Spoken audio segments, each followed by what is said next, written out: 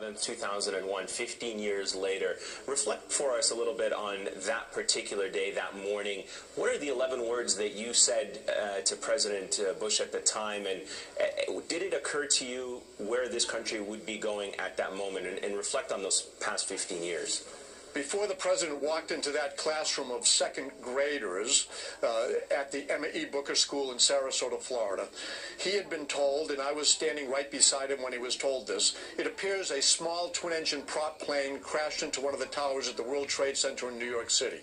That's what I knew he knew when he walked into the classroom.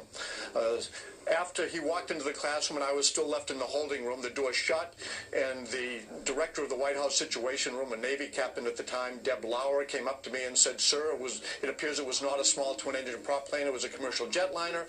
And then a nanosecond later, she came up and told me, "Oh my gosh, another plane hit the other tower at the World Trade Center." That's when I contemplated my responsibilities as Chief of Staff. And the test was, does the president need to know? The answer is yes, an obvious yes.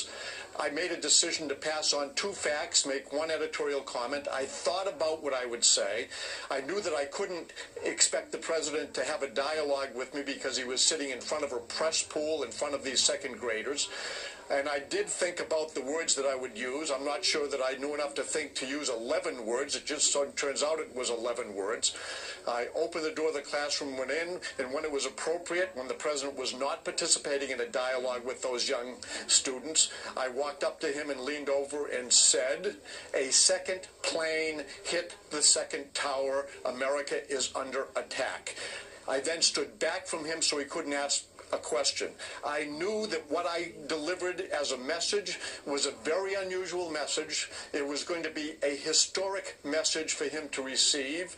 I knew that he was in a venue where he really probably couldn't ask questions the way he wanted to, but I also had every expectation that he recognized what his job was as president. And I think that's the day he really recognized the great burden of being president, because he had to keep an oath of office, and the oath comes right from Article 2 in the Constitution, and it calls for him to preserve, protect, and defend the Constitution.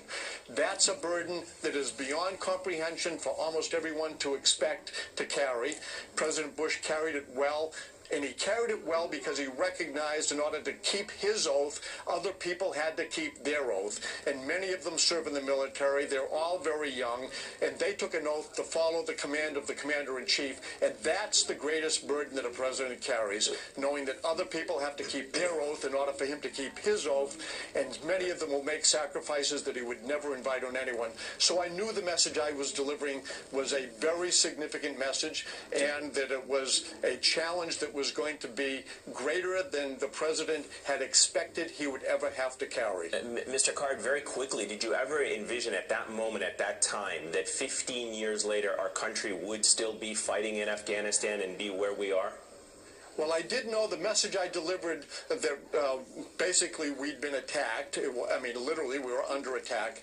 Was a declaration of war from a group that was not represented by a nation state. So this was going to be a very different challenge for America. It wasn't if you could argue over the shape of a table in Paris to sit down and find a solution.